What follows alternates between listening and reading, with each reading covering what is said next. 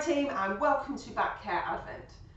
Today we're going to be looking at a neurological and muscle stretch at the same time. They hit two slightly different things depending on where your body is receiving tension. Okay, some days it's going to feel different to others, and that's absolutely fine. For the majority of people, this is going to be a neurological stretch, but for some people it will be muscular. Don't worry about that, just work with what you've got. Okay, we're going to be targeting the sciatic nerve. Okay, so if we look at Bob here, the sciatic nerve comes out of the lumbar spine here, and it gets nice and thick, comes down through the pelvis, and then comes down to our leg to feed all the muscles and connective tissue and other such things down in our leg. And it comes out of the spine and then gets smaller, because it has to go through a bunch of muscle and an articulating joint through the hip. So it needs to be quite thick and strong before it can distribute into different rivers, let's say. Let's say it's just getting thinner as it gets further down the line. But here it's really thick. Now the crossover bit through here, if we have tension or over-facilitated gluteus group muscles, that can sometimes inhibit how well the nerve glides, and we get a pain that radiates out from our hip and down our leg. Quite often this is referred to as sciatica, sometimes it's referred to as piriformis syndrome, but either way it's causing difficulty down the line, as it were. So this movement in particular is quite useful for freeing it up. Take your time and move gently, and if you want to use a wall to help you feel stable and balanced, that's absolutely brilliant. I'll show you how to do that. Okay, so we're trying to target the sciatic nerve and potentially the piriformis at the same time, because they cross over one another. The easiest way to do that is to cross our legs and try and keep both knees straight and both feet on the floor. And what you'll notice is that you're trying to twist. You're trying to untwist and put the tension somewhere else. So pull it back around so that your hips stay square. And then what you're going to do is gently take a couple of breaths, because this is going to be a large stretch, okay?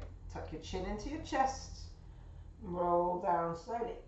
Keeping your hands on your legs if you would like to, and get to a point where you can just hang and you feel the stretch happening, and then you're just going to relax here. Now in this position you can hold on, you can move your head, so you can nod your head yes, you can shake your head no. The key factors here are pushing your big toes into the ground. Both of your big toes should be pushed down, your chin should be tucked onto your chest, and you should be folding in half. Okay, if you haven't done so already, slowly make your way back up to standing, and then uncross your legs and cross them the other way. I'm going to show you how you can do this using a wall this time. So stand close-ish to the wall, enough room that you don't bang your head. Crossing over those legs, and then tucking in and gently walk your hands down the wall. Now this is going to give you a little bit more stability in your standing up position, and it's going to allow you to potentially sink a little bit deeper into that stretch. It's entirely up to you if you want to do it freestanding, or if you need to use a wall or a chair or something to help you. It doesn't change the element of the stretch. All it does is give you more or less confidence, and that's absolutely fine. Whatever feels comfortable for you, because the important thing is doing it. So whatever you need to do to accomplish the stretch is the correct thing. As with other neurological stretches that we've done in this sequence, take your time, use your breath, stay there. 90 seconds, 60 seconds is the bare minimum.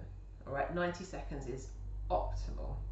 But I understand that you're hanging for that length of time, so be careful as you come back up, all right, because you don't want your head to spin too much. If you have any heart problems, any heart conditions, or you have blood pressure issues, things like that, Start with 20 to 30 seconds and see how you get on. All right. You be sensible with this. Don't do 90 seconds just because I said so. Do what feels right. It's in your head situation, okay? So that's going to help with the sciatic nerve, the piriformis, and general stickiness around the side and back of your bum, which helps to feed all the musculature further down.